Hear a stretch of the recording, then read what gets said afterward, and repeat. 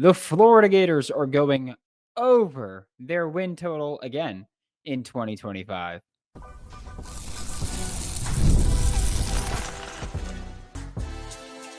You are Locked On Gators, your daily podcast on the Florida Gators.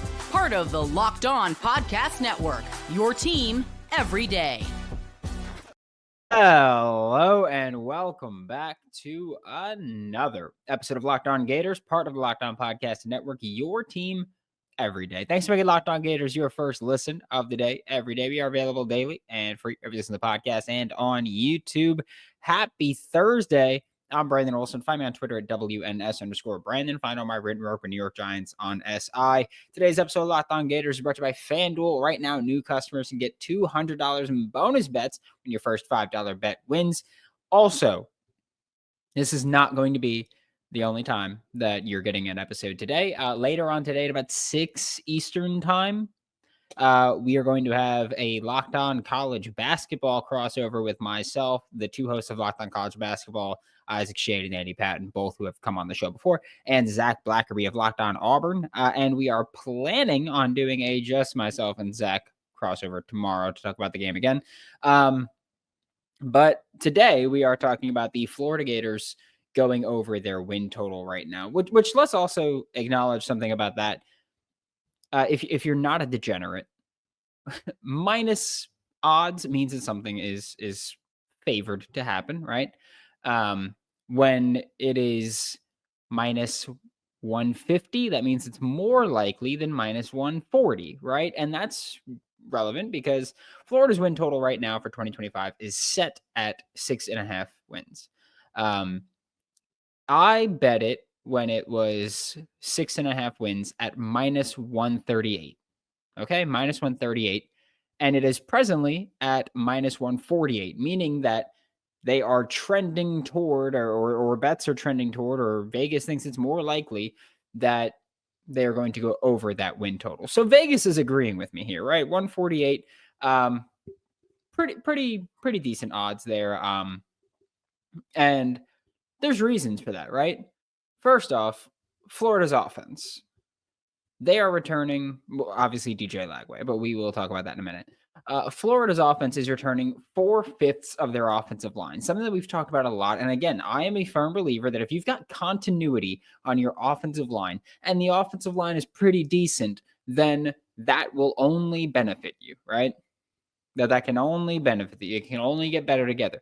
And 4/5 of your offensive line returning is huge, especially when one of them is an All-American center and one of them is, according to some draft analysts, could have been a second-round pick at offensive tackle, left tackle with Austin Barber.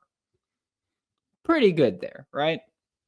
You've got Knijeah at left guard, Damian George at right guard, Rod Kearney can play all three positions on the interior. I firmly believe that he will be competing for snaps and rotating in during the season at either guard spot. I do think that they'll mix it up. You know, sometimes he'll be at left guard with Damian George at right guard. Sometimes he'll be at right guard with Knijeah at left guard. I think that we'll see a good variety there. And then your right tackle, whoever it may be, likely Bryce Leavitt or Caden Jones. I'm cool with both of them, right? I think that Florida's offensive line coming back on paper and on film should be pretty good, right? You look at the offensive line and you go, okay, there's enough talent here to watch guys that are going to participate, contribute, and play pretty damn well.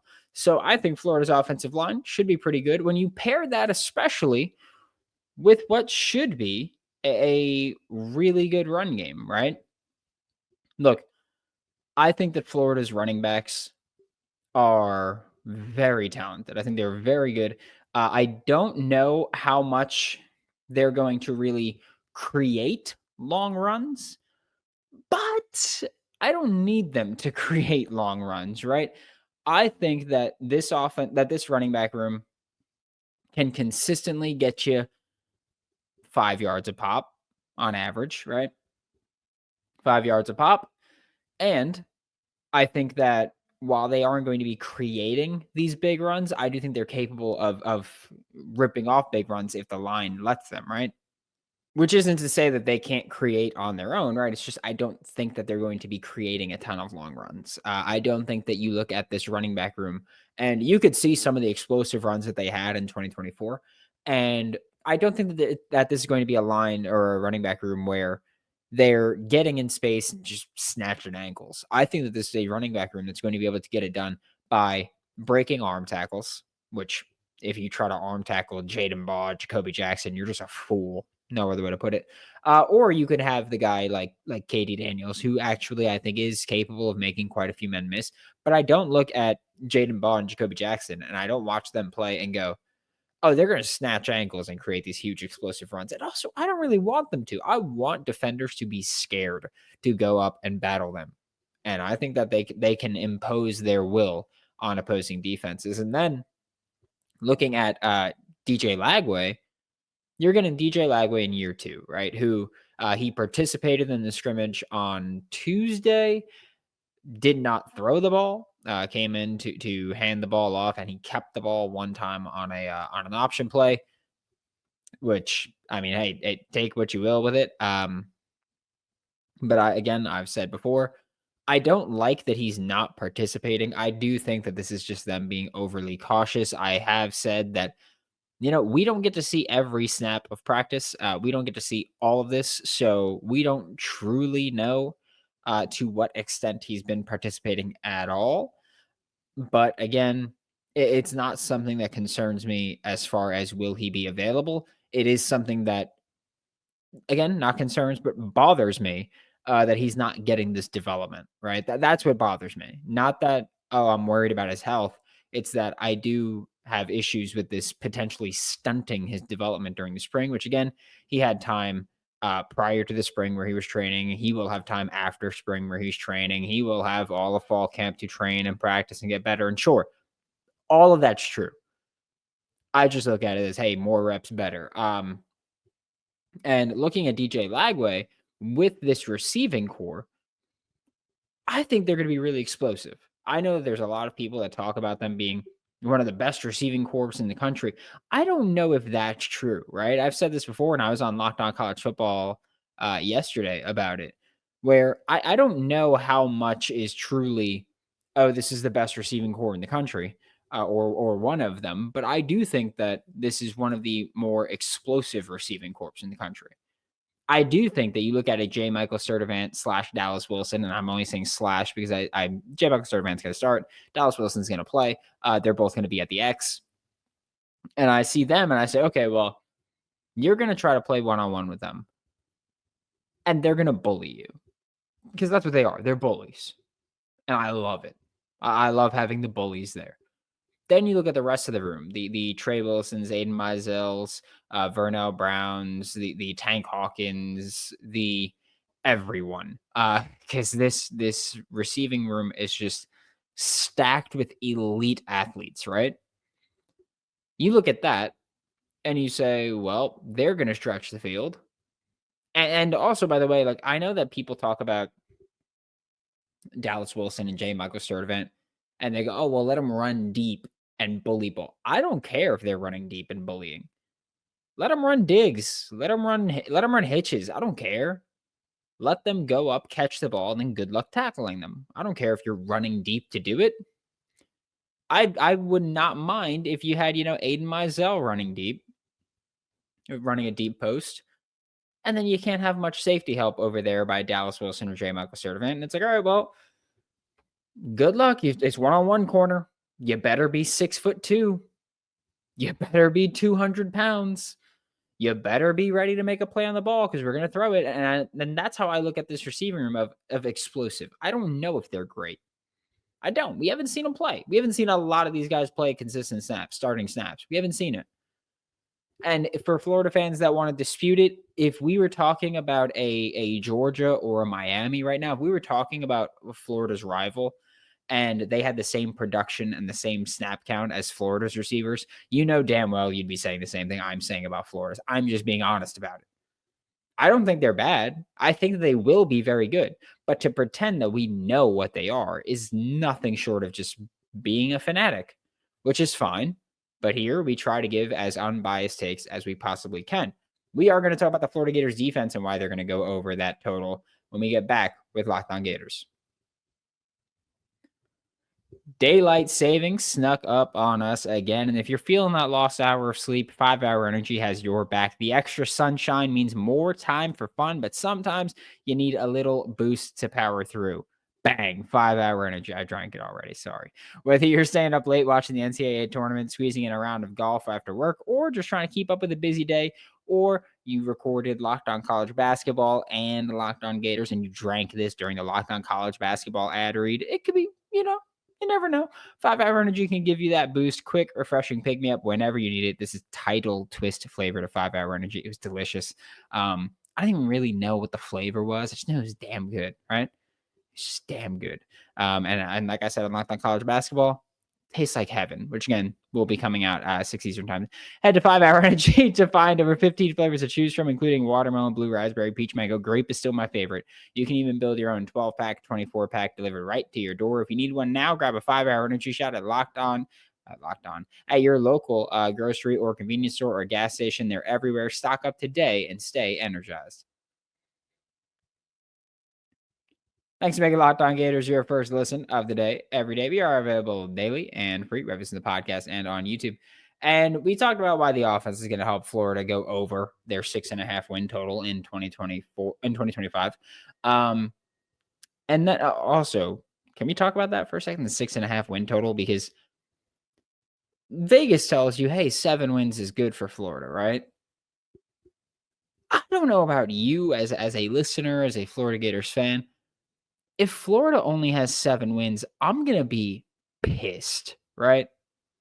I'm going to be pissed because I've said before, I think that this is truly a college football playoff roster.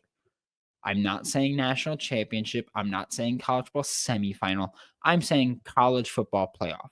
Roster-wise, that's what it is. And yes, I'm including against this schedule. I'm not going to talk about, oh, yeah, Florida's roster is this if they had a weaker schedule. I don't give a damn about that. I'm saying with this schedule, with an SEC schedule, with Florida's schedule, this is a college football playoff roster. Simple as that. So 7 wins would be a crime, a sin to only get 7 wins. I'll say that about it. I think that would be ridiculous. Defensively, Florida is returning quite a few significant contributors and quite a few of their best players, if we're going to be honest. Yeah, you lost Jason Marshall, who played half the year. Yeah, you lost Cam Jackson, great nose tackle, fantastic. Yeah, you lost Shamar James. That sucks, but guess what? You've got potentially the best linebacker room in the country. I'm sorry. Actually, let me say that. Florida has the best linebacker room in the country. Okay? They do. Talent-wise, they've got the best linebacker room in the country. Don't care. And by that, I don't mean that, oh, yeah, at the top of the talent, they're there. I mean throughout the linebacker room. I think any team in the country would say, give me Florida's linebacker room, because it's been elite recruiting for years now. They've got it all filled out. I think any team in the country would see Florida's linebacker room and say, yeah, give me that. And so I think that you've got that. Again, you've got some of the best players returning. You've got Caleb Banks back. You've got Tyreek Sapp back. You've got Pup Howard back. You've got Jordan Castell back. You've got Sharif Denson, who, again, I'm very high on what Sharif Denson does. I think he's just a phenomenal nickel. I truly think that he's one of the best slot defenders in the entire country right now. I think he was fantastic last year. Had his miscues, of course, but I think he was fantastic last year. He's up there, okay? And you've got all this youth coming back after years of, and also, like, I know that people hate seeing LJ McCray didn't play a ton last year. I know people hate that because the best way to get better is reps, but also not being rushed into things is sometimes the best thing. I'm not saying it is the best thing, but Florida, I think, has a really good mix of young guys who have played a good bit and young guys who haven't really touched the field much. I think they've got a very good mix of that.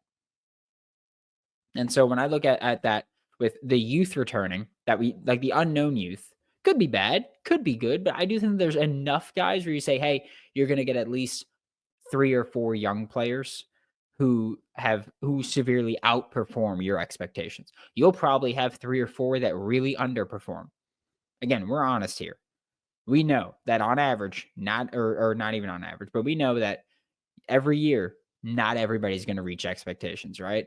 There's going to be a couple guys that really exceeded, a couple guys that really underperform, and a couple guys who then exceed or who then perform about what you expect. So Florida, I think, has a lot of those guys where some of them are really going to hit. Again, some won't, but some are really going to hit. And that's going to probably benefit Florida. I think Florida's depth-wise really great. I do. I think they've got depth throughout. I think that some of it's unproven depth, but again, some of those guys are going to overperform your expectations. And when we look at how teams have been great defensively, I'm not going to say Florida in this conversation because I'm talking about proven consistency, right? The Georgias, the Michigans. Like Michigan may not have always been a great team, but under Harbaugh, they've always had a great defense. They were just stuck in the 13th century offensively. But you look at the Georgias, the Michigans, the Ohio States, who, Ohio State, you might talk about Jeremiah Smith, Emeka Egbuka, Marvin Harrison Jr. previously, all the youth and all the receivers on offense. But they've always been a good defense, right? Defense is the thing they didn't change. They changed an OC and then got better. But when you look at these defenses that are elite, right? They have some similarities. And it's how Florida's been recruiting. We're looking for athletes, multi-sport athletes, which Florida has been hammering, multi-sport athletes with athletic traits that you're looking for, and each school is different with what athletic traits they're looking for. Florida has been getting their guys with length. Hey, you might be 6'1", but you got a 6'4" wingspan. We're cool with that. You might be 6'2" on the edge, but you got a 6'7" wingspan. We'll take that. You operate, you play better than you play taller than you are, or you play longer than you are. Great. Florida's built their entire team, really, but here we're talking about defense throughout that, because I do think that those athletic traits, I think they translate more to being a truly good defender. And I think Florida's done a fantastic job of getting guys that fit those traits and have those traits. And now it's about developing them. And again, when we're talking about development, when we're talking about youth, when we're talking about question marks, when we're talking about all these things, what we're going to acknowledge is that some of these guys won't hit, right? Sure. But some of them will really hit. And I do think this is a year where you could see a few of those guys take a big leap. DBs, I know that you had the DB coaching change with Will Harris gone. And you've got Vinny Sunseri in there with the safeties. And you've got Darren Wilson there with corners. Yeah, there's been changes. Changes doesn't always mean a bad thing. And I am not downplaying Will Harris at all. I'm just saying these are guys who got coached by Will Harris, learned what Will Harris can teach you. And then now they're going to learn what Darren Wilson and what Vinny Sunseri can teach you. And they're getting more minds, more tools. They're adding to their repertoire right now. And so I think for Florida, defensively, you've got these great athletes. You've got some of your best players from last year returning. And so now, and at key positions, by the way, and now you've got all these young athletes that are now surrounded with that great talent. And their jobs are easier now, right? It should be easier for them to perform better because, hey, if I'm a corner, I know that I've got Caleb Banks, Tyreek Sapp, George Gums all going after the QB. That makes my life in coverage easier. I'm a long athlete. I just got to not screw up. And if a QB does throw the ball, then I've got to be ready to make a play on it. But my life's a lot easier knowing that, hey, that QB's not going to have long to make a read, make a throw. It helps. So I do think that Florida's defense is set to help them go over that 6.5 win total, which again, minus 148, even Vegas is thinking, hey, they're probably going to go over that. Vegas and FanDuel is thinking that, and we are going to talk about FanDuel right now. We are going to talk about the basketball transfer portal because while Florida is doing their thing in the tournament, it's still time to talk about the transfer portal because it's open. I don't know why, but it's open. We'll talk about that in just a second. The NCAA tournament's wrapping up. Baseball season is here. Actually, FanDuel is the place to go for it. I'm gonna pull up my FanDuel bet from I think was it Tuesday? I think it was Tuesday where I hit a plus 700. It was Tuesday because it was Dinger Tuesday. Um, it was Dinger Tuesday, and they're doing it differently this year. It used to be $25, and home runs get your money back or bonus bets, whatever it may be. But instead, now it was just two profit boosts on FanDuel, and one of them did not hit. But the one that did was a plus 700, and I loved it. I didn't think it was going to hit because, plus 700, so they don't usually hit. But Brandon Lau of the Tampa Bay Rays was plus 440, got the boost, and it was huge, and it was very helpful. And I did it all on FanDuel. Visit FanDuel.com and get in on the college hoop action all tournament long, and get in on college and get in on baseball action all season long. Thanks for making Locked On Gators your first listen of the day every day. We are available daily and free ever since the podcast and on YouTube. And we're going to talk about the college basketball transfer portal because, well, look, there's not much news for it, right? There's not. And if you're new here, which a lot of you are new here, especially for basketball coverage, which I thank you, the growth has been awesome. We are going to talk about players that Florida might not target, but that I think they should target. We are going to talk about players just similar to how we do it with football. Players that Florida might show interest in, I think should show interest in, or vice versa. Players that Florida shows interest in that I might go, I'm not too sold on it. I'm going to have those thoughts. I have opinions, right? We are going to talk about those. We're not going to get into too many specifics. We'll name some names today, but we're not going to get into too many specifics because right now, Florida is in San Antonio for the Final Four this Saturday at 6:09 Eastern Time, PM. And Florida hasn't done much in the transfer portal. They haven't been active with talking to guys. We've heard, oh, hey, yeah, Florida has spoken to this guy. We've heard that. But for the most part, Florida's not doing much because they're focused on the Final Four and hopefully the national championship. But Todd Golden outright said on, I think it was Monday, where he was just like, I can't believe that so many people are committing right now out of the transfer portal because you've got actually it was last week. It was before during the Sweet 16 round. Because someone asked Todd Golden about the transfer portal, and he was basically like, look, I can't believe so many people are committing right now out of the transfer portal because there's still double-digit teams left in the tournament, which again, this was before after their Sweet 16 game against Maryland, before the Texas Tech game. And he's like, I can't believe it because like the best teams in the country are still playing. The best teams in the country are not going to be spending a ton of time recruiting you right now or even scouting you right now because they're focused on trying to make a national championship run. And so if you're committing now, you are eliminating the elite teams from your recruitment. And that's just crazy. We've heard so many teams after their March Madness runs, even if, that they only made it to the Sweet 16 or Elite 8, whatever it may be, as long as they've exceeded expectations, we've heard these teams talk about, yeah, we're going to invest a lot more in NIL now because we've got proven product out here. And so we're going to invest more in basketball NIL. And you're leaving all that on the table. It's crazy. It's ridiculous to see. And so we know that Florida hasn't been super active in the portal, and they're not going to be super active in the portal until at the very absolute earliest, late Saturday night. At the absolute earliest. If they get eliminated on Saturday against Auburn, then yeah, they'll talk about it. They'll look into it. They'll start hammering it. But right now, they're pretty much like, hey, we're focused on the Final Four.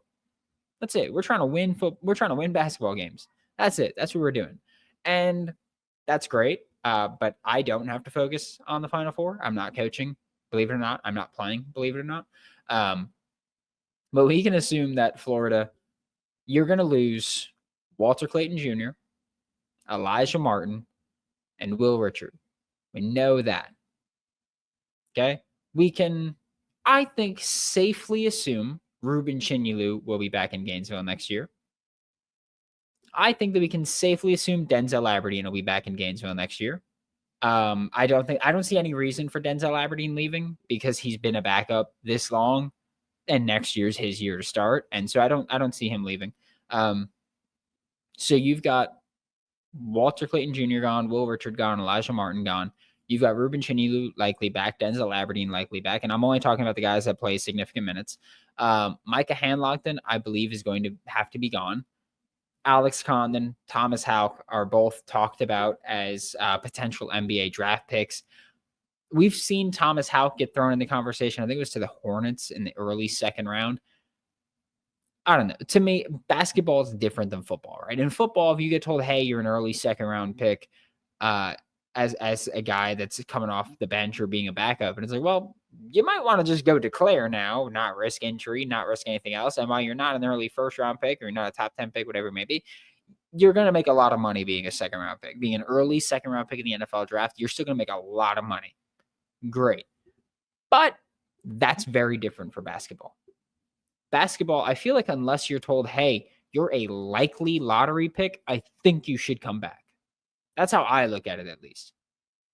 Like that, the way that I look at it is, unless you are a likely lottery pick, I don't even mean potential, I mean likely lottery pick, I think you should come back. And I do think that we might see a situation where both Alex Condon and Thomas Houck declare for the draft, go through the pre-draft process, and then withdraw, because that's the thing. We saw Colin Castleton do that a couple years ago. We saw Walter Clayton do that. We've seen guys do that. We've seen guys declare for the draft, say, yeah, you know what, don't like the grade, coming on back. We've seen that happen. So I would kind of expect that at this point, but we know that Florida is going to be looking for guards. Likely multiple guards. They can play multiple spots. And let me just tell you that there have been quite a few talented guards that have entered the transfer portal, right? And we can probably safely assume that Florida's going to look at some guys from small schools, right?